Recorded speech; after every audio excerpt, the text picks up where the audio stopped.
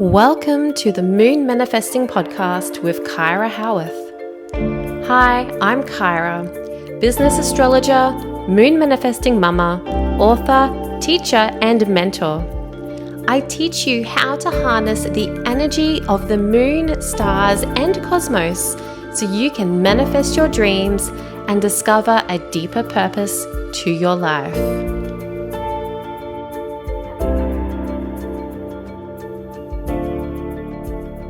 Hey there, and welcome back to the Moon Manifesting Podcast. My name is Kyra. Hi, nice to see you back on the show. So today I'm talking all about your natal moon phase, what that is, what it means about you, how to find it, all that sort of thing. This is actually a really super interesting topic, and I feel like it doesn't get talked about enough, but it can help you understand so much about yourself.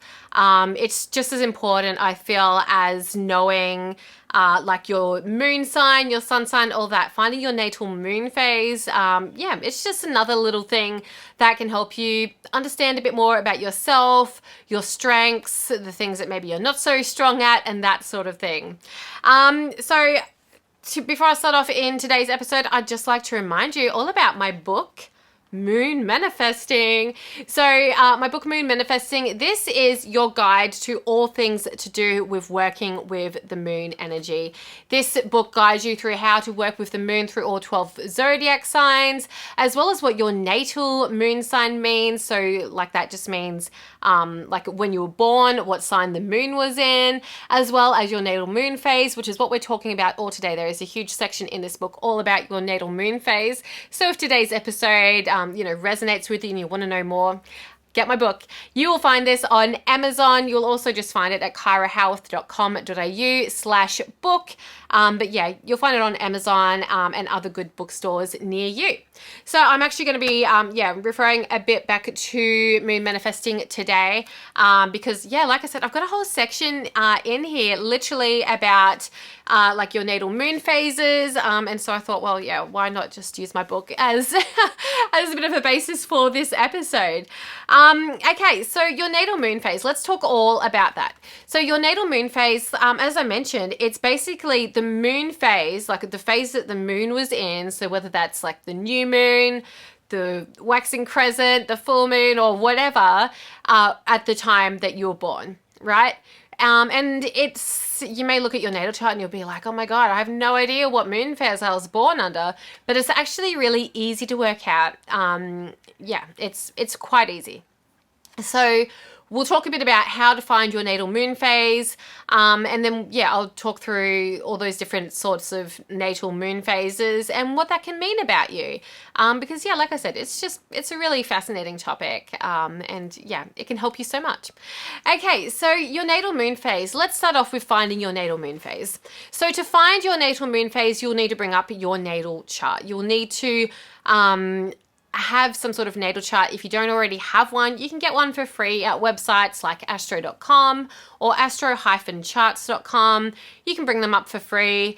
And when you have your natal chart, for this particular exercise, you don't necessarily need to know your exact time of birth, but it can help. It can help if you want to get a bit more exact to find the exact moon phase you were born under, but like if you know your date of birth, then it's not going to change heaps.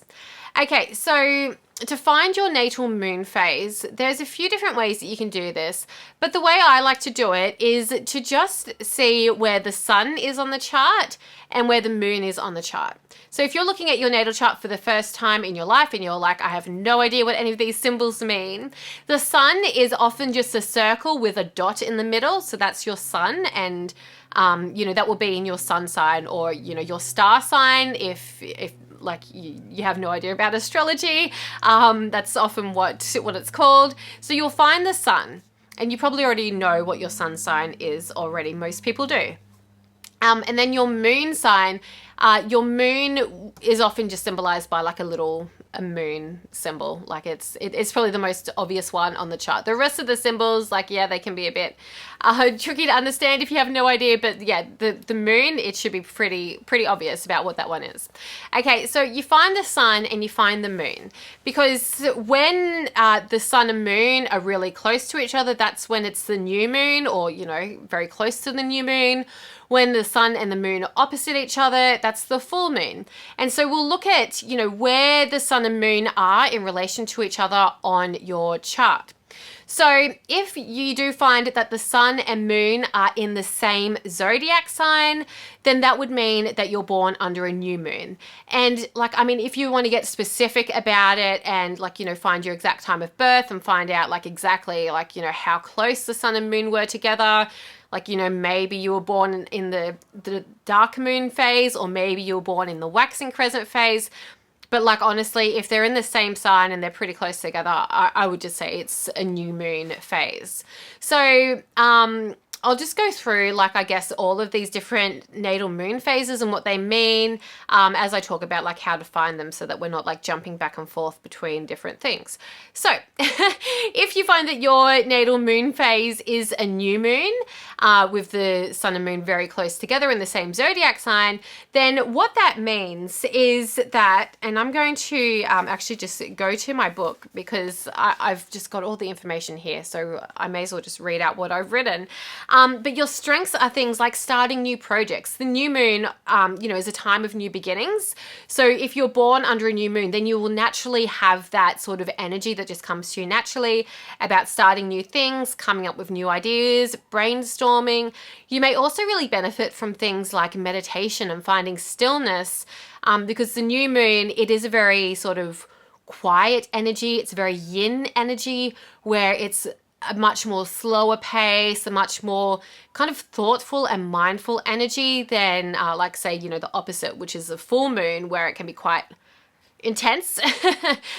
So if you were born under a new moon, then yeah, these are your strengths, where it's, you know, starting new things, or finding that peace and stillness where you can come up with those new ideas. And that's where your strengths are, coming up with those new ideas.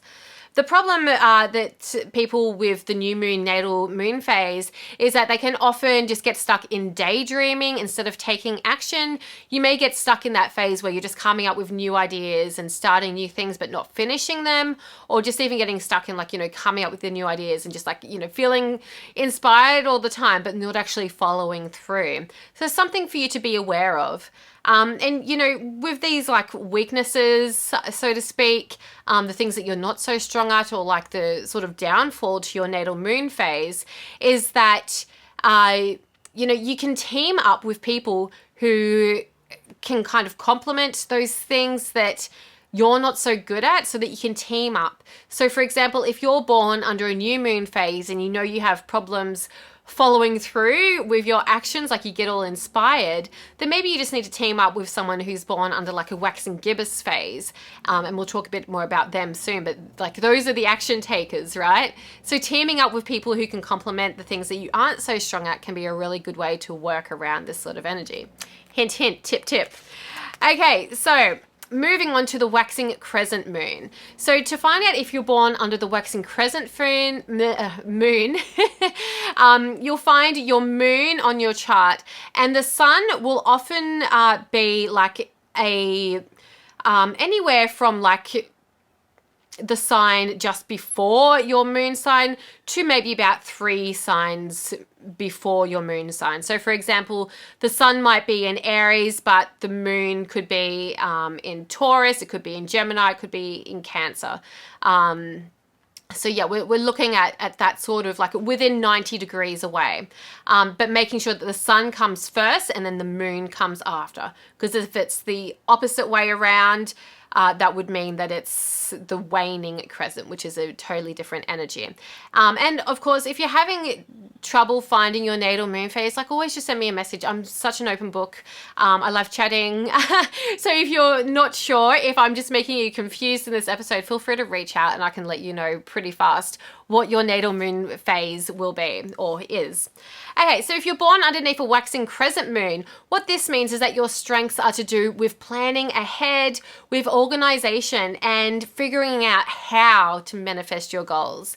The waxing crescent moon energy is all about like the planning, the preparing, the researching, getting all those plans in place before taking action. So you might be really good at like organizing and planning, but you may be a bit closed off to new ideas. You may get kind of stuck in like, this is the plan, this is how it should be, and you may not have that flexibility to change those things. Another sort of weakness that you may have is stubbornness, and again, like, being a bit closed off to changing things. You may just not feel flexible when it comes to your planning and organization. Okay, so the next moon phase, the next natal moon phase we're going to talk about is the first quarter moon. So this is when the sun and the moon are 90 degrees apart. Okay, so for example, if the sun is in Aries and the moon is in Cancer, that will be approximately the first quarter moon. Or let's say, like, if the sun is in Cancer and then the moon is in Libra, then that would be a first quarter moon. Like the signs themselves aren't that important. We're looking at the degrees, or like how far away these the sun and the moon are on the chart. So yeah, it's approximately 90 degrees anti-clockwise. From the sun anti-clockwise to the moon, that's the first quarter natal moon phase. So when if you're born underneath a first quarter moon, then your strengths are all about taking aligned action. Like, you can be a real go-getter. You might be feeling really inspired to take action towards your goals rather than just like thinking about it. And you can also be quite good at taking initiative, making the first move, just having a go at things, putting your hand up first, volunteering to, go first, that sort of energy. But your weaknesses can be, about risk taking. Like, maybe you say yes to things that maybe you shouldn't say yes to. Maybe you take action without thinking it through or planning it out properly first. And you can also be at risk of self-sabotage, where maybe you take so much action, but without thinking it through, without having a proper plan or strategy, and maybe that can backfire on you as well. So the next natal moon phase is the waxing gibbous phase. So this is from between, starting at the sun. If the moon is then between 90 to 180 degrees away from the sun, going in an anti-clockwise direction, then that is the waxing gibbous phase. Okay, so the full moon is when the sun and the moon are like opposite each other. So the waxing gibbous is just before the full moon, right? Between the first quarter moon, which is at about 90 degrees, until the full moon, which is at about 180 degrees. If you were born underneath a waxing gibbous moon phase, then your strengths are like being a really hard worker. You are often quite motivated and energized to do hard work, to push through obstacles, to really, push through all the things that other people might get held back at. You often have the strength to just push through and make things happen. Some of your strengths can include bringing projects to completion. So rather than starting a project and not having the willpower to finish it, you actually really have a strength with bringing those projects to completion, to doing those final few yards to, really push that project through. As well as editing and making adjustments. That can be another one of your strengths, where you may be able to go through and refine the details and edit, make adjustments as you're bringing that project closer through to completion. So you may not have that initiative to start the project, like maybe someone else gets the ball rolling, but you'll be the one who really carries that project through and brings it through to the end. So if you're born underneath the waxing gibbous moon phase, some of your weaknesses can be leaving tasks to the last minute, because you may not feel motivated to begin with, but you know you've got to finish it. And so often you'll just leave it like, you know, to that last hour and be like, bam, and like really work hard, push through all the obstacles really fast and bring that through to completion.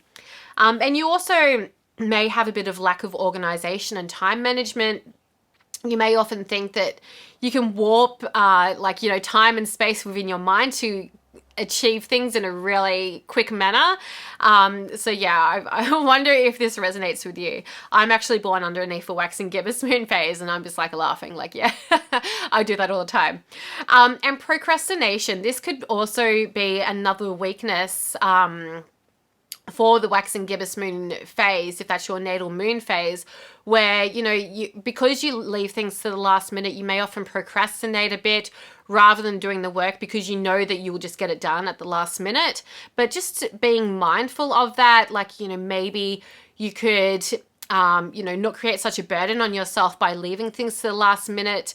If you're procrastinating too much, like, you know, maybe start to schedule things out so that you can complete it in a more timely fashion. So if you're born underneath a full moon, if the full moon is your natal moon phase, then what you'll be looking at on your chart is that the sun and moon are directly opposite each other or thereabouts. Like, it doesn't have to be exact to the degree. We're really just looking at this as like a loose sort of framework, but you'll want it to be close enough, right? So as a full moon natal moon phase, then your strengths can include things like confidence. You may feel quite intuitive. You may have lots of energy. Full moon people, like, the full moon often is like, you know, really energetic time. So the people who are born underneath a full moon, they often have lots of energy to spare. They can be full of vitality, full of energy, just like, you know, buzzing with energy all the time.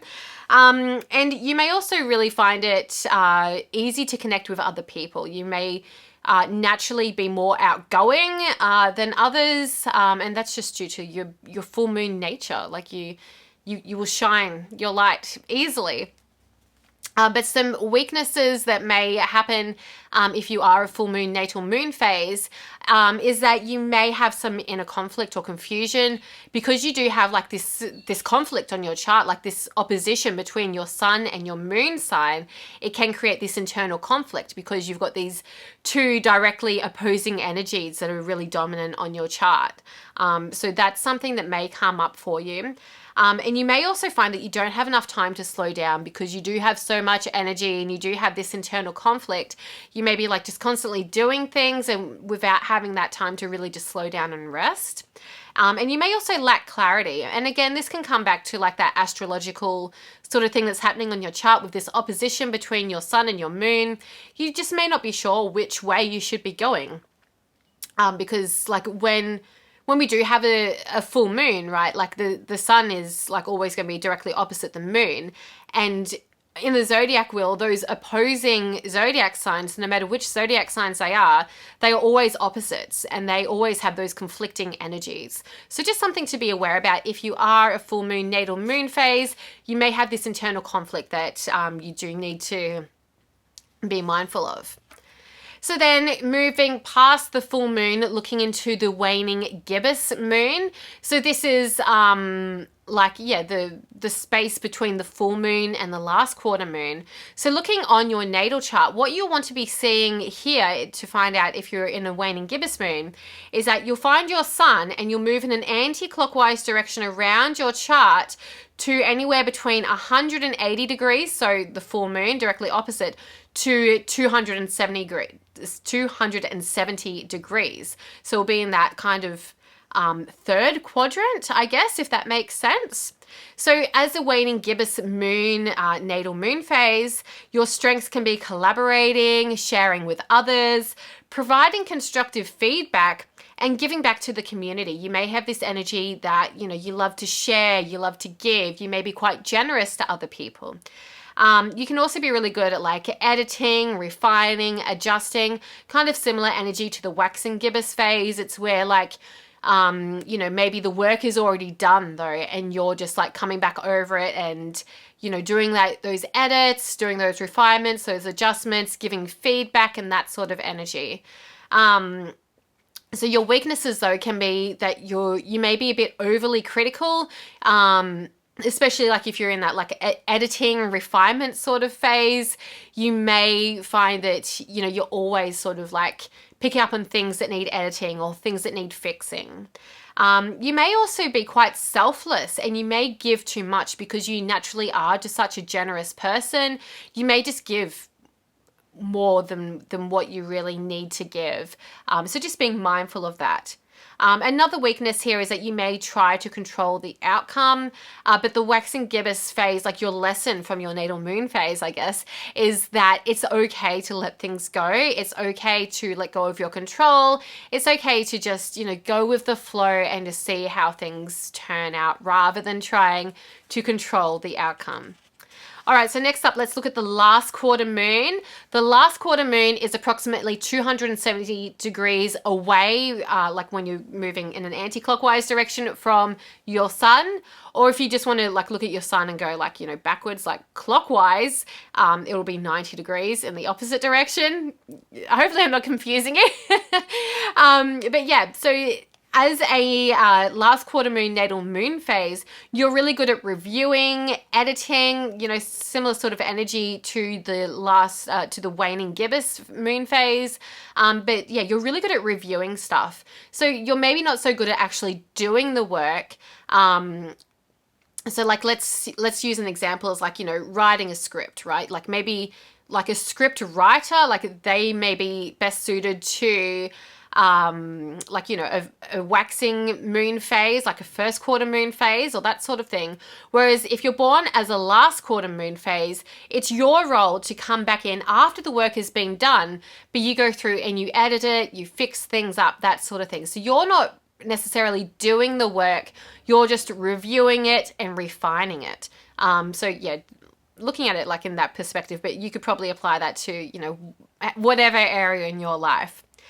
Your other strengths include letting go and decluttering. You may find it just really easy to live a minimalist lifestyle because you probably don't want to hold on to things that, that you don't need to. You're probably really good at, cleaning, letting go of things, all that sort of energy. So your weaknesses can be things like living in the past.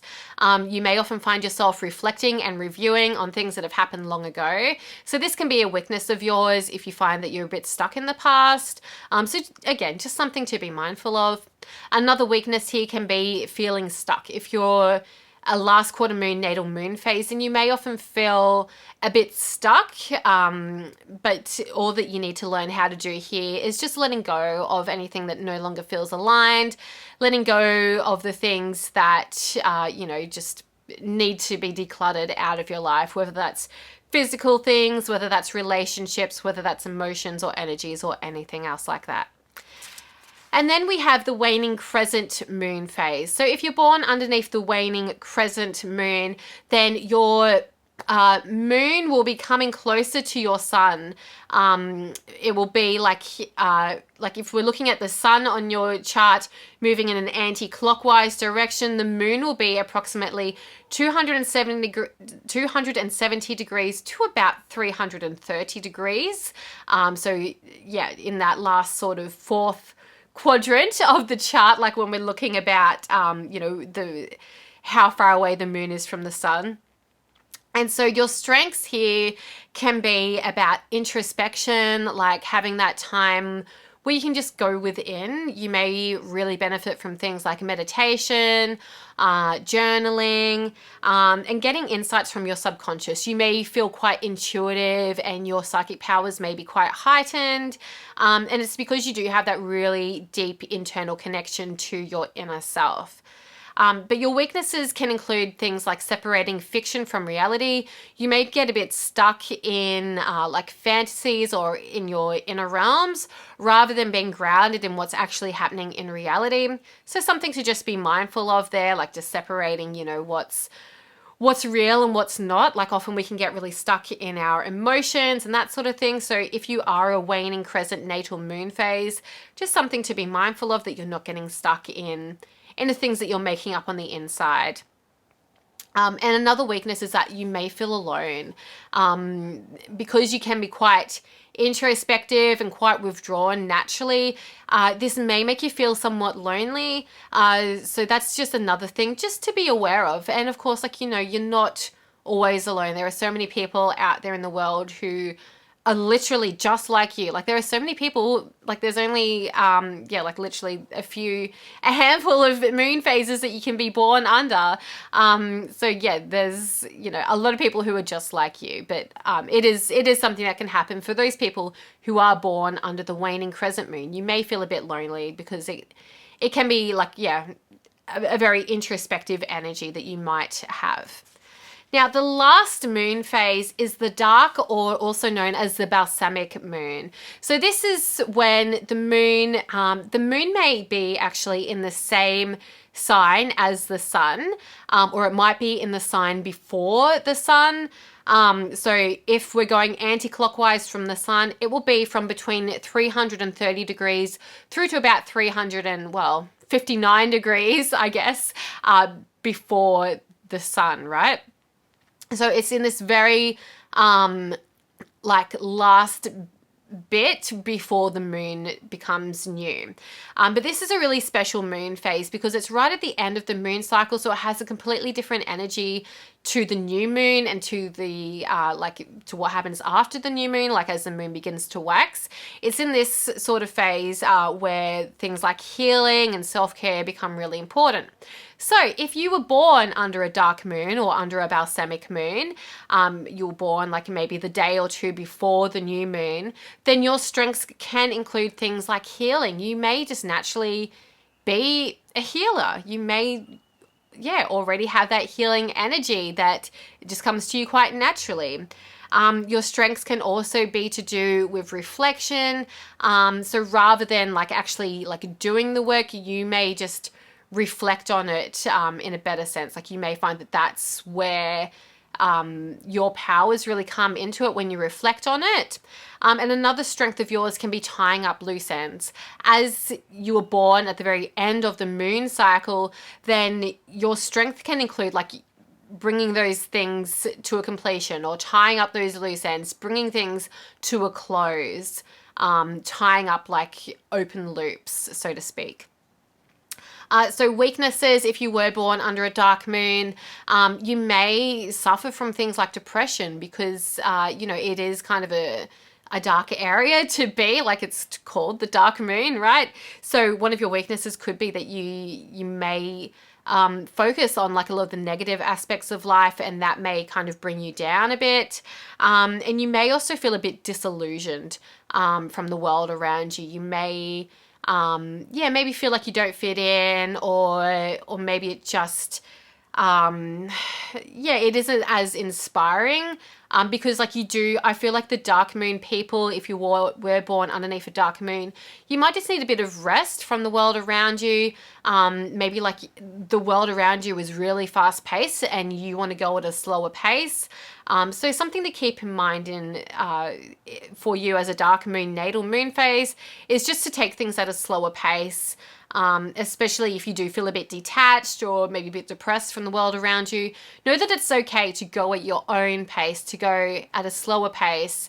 You don't have to keep up with everyone else. You have your own gifts to share in your own unique way.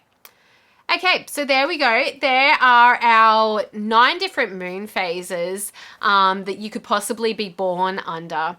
And each of those moon phases, as you can tell, they have a really distinct meaning, and it can really help you understand more about your strengths and maybe the things that you need a bit more support with.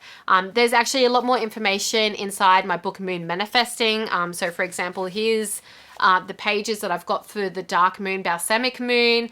So there's actually quite a lot of information there, as well as information about your natal moon sign. So for example, if you were born while the moon was in Libra, or you were born while the moon was in Aries, or whatever else, my book, it has all the information that you need to know more about yourself, and what your moon sign, what your moon phase means about you. So I'll pop the link in the show notes as well to get my book if this is something that you're interested in learning more about. If maybe you want to learn more about what we've been talking about today, or just more about the moon in general, my book can help you. So I would love to know your thoughts from today's episode. Let me know. You can send me a message on social media. You'll find me at kyrahowearth.official on both Instagram and Facebook. You'll find me all over the internet in various places. But yeah, I'm always keen to know your takeaways from my episodes. What did you learn from today's episode? What's your natal moon phase? And again, if you're like really confused about your natal moon phase after listening to this, just feel free to send me through a message. I'm so happy to help you whenever you need help with anything I chat about here. So anyways, stay magical, stay manifesting, and stay tuned. I will speak with you in another episode really soon. Bye for now. Thank you for listening to the Moon Manifesting Podcast. If you're wanting more moon magic, check out my book, Moon Manifesting. Download your free Moon Manifesting calendar or connect with me on social media. You can do all of that at kyrahowearth.com.au. Stay magical, stay manifesting, and stay tuned. I'll speak with you in the next episode.